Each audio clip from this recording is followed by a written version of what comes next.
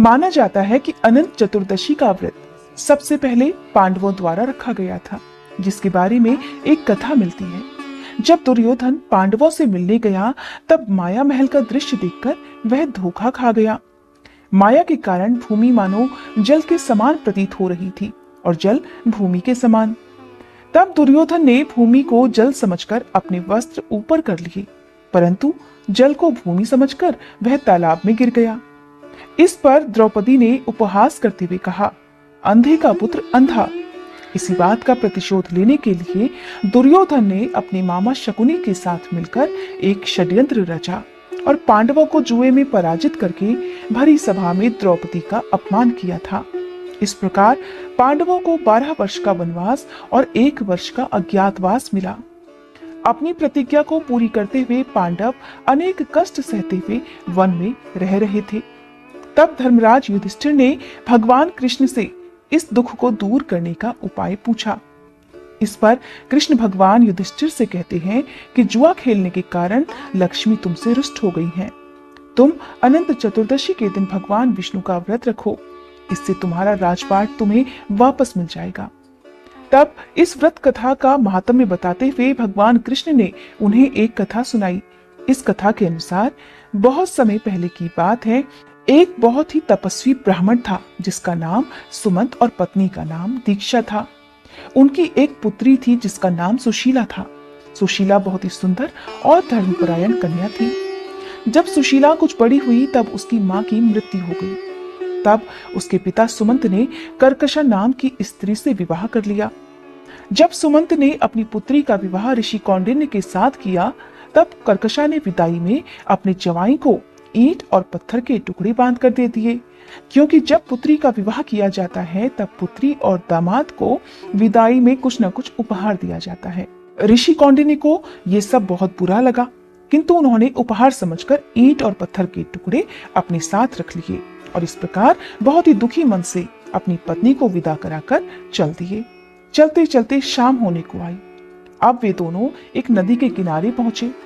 वहां पर जाकर सुशीला ने देखा कि शाम के समय नदी के तट पर सुंदर वस्त्र धारण करके कुछ स्त्रियां किसी देवता की पूजा कर रही हैं।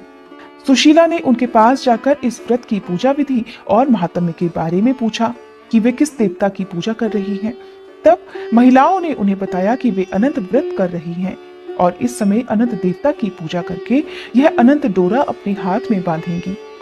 तब सुशीला ने भी यह व्रत किया और पूजा करके 14 गांठों वाला डोरा हाथ में बांधकर ऋषि कौंडिन्य के पास आकर सारी बात बताई। ऋषि कौंडिन्य ने सोचा कि उनकी पत्नी उन्हें अपने वश में करने के लिए इस डोरे को लेकर आई है। ऋषि कौंडिन्य ने उस धागे को तोड़कर अग्नि में डाल दिया। ऐसा करने से अनंत देवता का अपमान हो गया, जिसके फलस्वरूप अनंत देव क्रोधित हो गए। परिणाम स्वरूप ऋषि कौंडिन्य दुखी रहने लगे। उनकी सारी संपत्ति नष्ट हो गई और वे गरीब हो गए।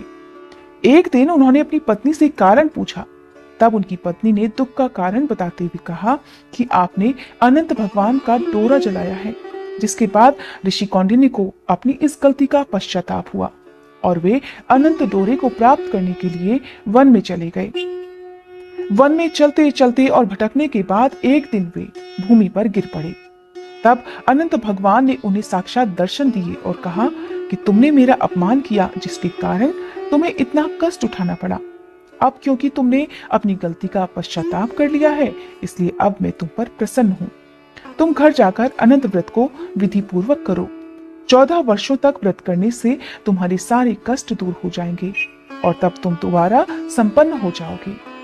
इस प्रकार ऋषि कौंडिन्य ने विधि पूर्वक अनंत व्रत किया और उन्हें सारे कष्टों से मुक्ति मिल गई। कहा जाता है जो भी भक्त अनंत व्रत प्रारंभ करना चाहते हैं उन्हें फिर लगातार 14 वर्षों तक इस व्रत को करना चाहिए। कहा जाता है इस व्रत कथा को सुनने मात्र से भी अनंत गुना फल की प्राप्ति होती है। अनंत चतुर्दशी की इस कथा को सुनने मात्र से आपके सभी बिगड़े कार्य बनते चले जाएंगे और आपके घर में माँ लक्ष्मी जी का भी स्थायी वास बना रहेगा। आज के दिन भगवान विष्णु के अनंत स्वरूप की पूजा की जाती है।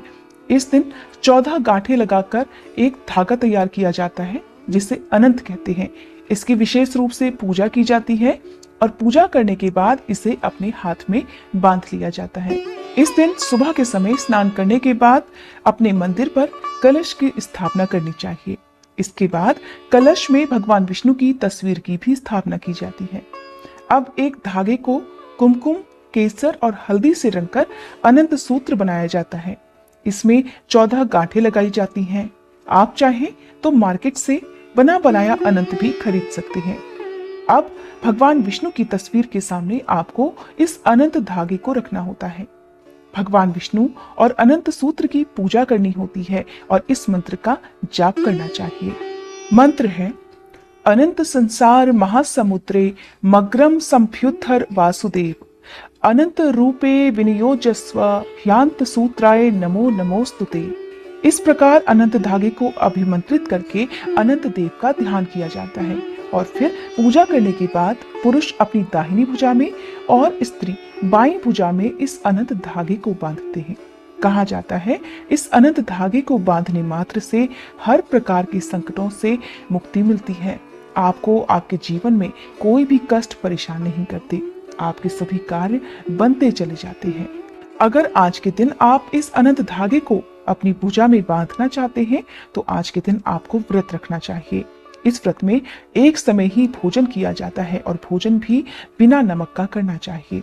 अगर आप आज के दिन निराहार और निर्जल रहकर अनंत व्रत करते हैं तो बहुत उत्तम है।